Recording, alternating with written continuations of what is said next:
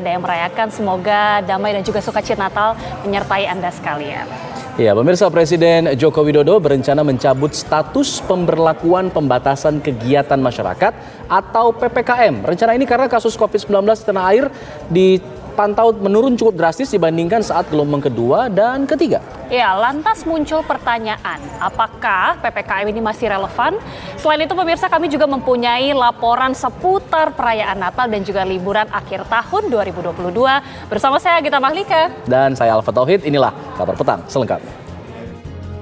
Pemirsa, puluhan rumah di pemukiman padat penduduk Kampung Pulo, Jatinegara, Jakarta Timur hangus terbakar.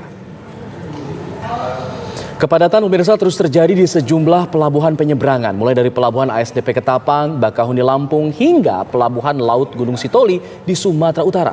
Ya, membludaknya pemudik pada liburan Natal dan Tahun Baru kali ini disinyalir karena sudah tidak ada aturan pelarangan perjalanan seperti tahun lalu. Pemirsa, sejak terowongan dalam tol Cisumdawu, Kabupaten Sumedang, Jawa Barat difungsikan, jarak tempuh pengendara kini lebih cepat. Ya, terowongan sepanjang 475 meter tersebut merupakan terowongan dalam tol pertama di Indonesia. Menteri Perhubungan melakukan pantauan udara untuk arus libur Natal.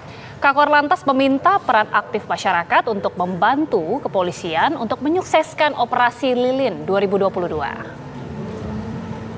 Pemirsa, kondisi arus lalu lintas menuju kawasan wisata Lembang, Kabupaten Bandung Barat di Jawa Barat ramai. Ya, pemirsa, informasi terkini dari kawasan wisata Lembang, Bandung akan disampaikan oleh rekan kami Endra Kusuma di sana. Pemirsa, cuaca buruk yang terjadi di sejumlah wilayah di Sulawesi Selatan menyebabkan terganggunya suasana liburan. Ya, lalu bagaimana kondisi cuaca di wisata Pantai Biru di Makassar? Ada rekan kami Samsul Ma.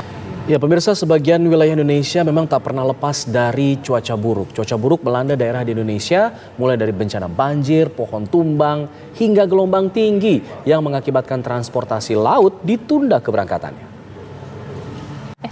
Pemirsa, ibadah Natal berlangsung aman dan lancar di sejumlah daerah. Informasi lengkapnya usai jeda. Ya, pemirsa, kita langsung bergabung di Misa Katedral di Gereja Katedral Jakarta.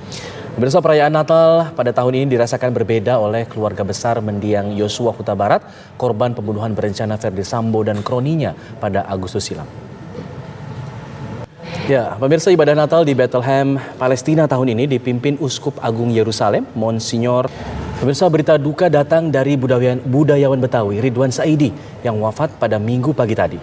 Ya, almarhum meninggal. Ya, pemirsa, momen libur Natal dan Tahun Baru banyak dimanfaatkan warga untuk berwisata ke sejumlah daerah. Ya, di Bandung ada wisata yang menarik untuk keluarga serta memacu keberanian, yakni kereta luncur.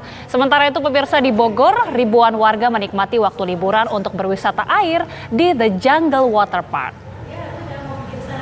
Arus lalu lintas pada libur Natal dan Tahun Baru sudah padat sejak pagi hari. Di jalur lintas Sumatera yang melalui wilayah Jambi dari pantauan udara tampak mengalami kepadatan di beberapa titik. Di Jombang, Jawa Timur, padatnya arus lalu lintas membuat ribuan kendaraan yang melintas terjebak kemacetan panjang. Kita ke informasi selanjutnya, pemirsa, 7 rumah warga di Desa Galesong Baru, Kabupaten Takalar, Sulawesi Selatan. Pemirsa, sebuah minibus berpenumpang 8 orang yang hendak mudik Natal menabrak pembatas jembatan di Pinrang, Sulawesi Selatan. Berikutnya, pemirsa, cuaca buruk yang terjadi di sejumlah wilayah di Sulawesi Selatan menyebabkan wisata pantai terdampak.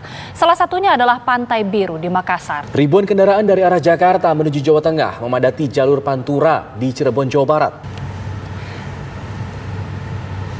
Ya, pemirsa, kita lanjutkan informasinya. Ini informasi mengenai ratusan rumah di 3 kelurahan. Kita beralih dulu ke ratusan rumah di 3 kelurahan di Kecamatan Manggala.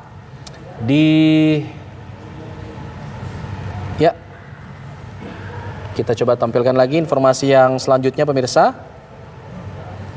Di mana ribuan.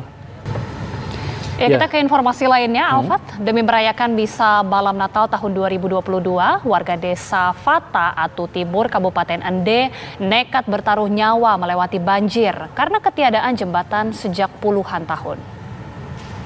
Di Hari Raya Natal, jalur lintas Sumatera yang melalui wilayah Jambi mengalami kepadatan di beberapa titik.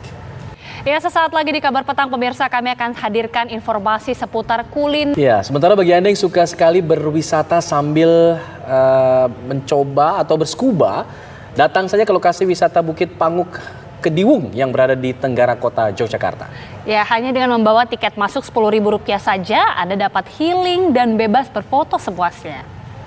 Ya, saya harus minta maaf ya, karena seperti tadi informasinya adalah soal bersuah foto di atas gunung. Ini sepertinya saya juga butuh liburan ini. Butuh healing juga ya, Alfat ya? Iya, dan kalau masih ada yang bingung mau kemana, terutama warga Surabaya nih, tak perlu khawatir. Karena kalau masih bingung mau kemana mengisi liburan Natal dan Tahun Baru, kali ini ada ekowisata mangrove di daerah Wonorejo yang bisa jadi salah satu alternatif. Ya, selain menawarkan keindahan pesisir pantai timur Surabaya, Anda juga bisa menikmati suasana sejuk dan nyaman di bawah rimbunnya pepohonan. Ya, mendengar kata emas, orang pasti berpikir adalah sebuah perhiasan, simbol kemewahan. Namun apa jadinya bila logam mulia ini dibuat untuk Pemirsa, libur Natal yang bertepatan dengan liburan sekolah tentunya menyenangkan jika dihabiskan bersama dengan keluarga tercinta. Nah, seperti apa nih? Jika Anda sedang berada di Surabaya, rekomendasi Timur tadi kita sudah lihat ya, rekomendasi kuliner di Surabaya, Jawa Timur. Nah, selanjutnya kita juga mau lihat bagaimana kuliner di Medan, Sumatera Utara. Rekomendasi dari rekan kita Nofri Afandi yang tentunya juga tidak kalah menggugah selera. Namun usai jeda pemirsa, ditahan dulu, kami kembali sesaat lagi. Iga dan iga bakar, lantas bagaimana dengan di Medan, Sumatera Utara? Ada Pemirsa, kita ke informasi selanjutnya di mana Presiden Joko Widodo berencana akan mencabut PPKM kegiatan masyarakat atau PPKM.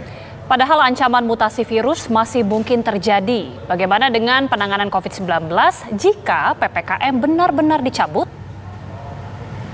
Ya pemirsa, saat ini muncul pertanyaan, apakah PPKM ini masih relevan jika pemerintah benar-benar akan mencabut PPKM, lalu bagaimana masyarakat harus bersiap?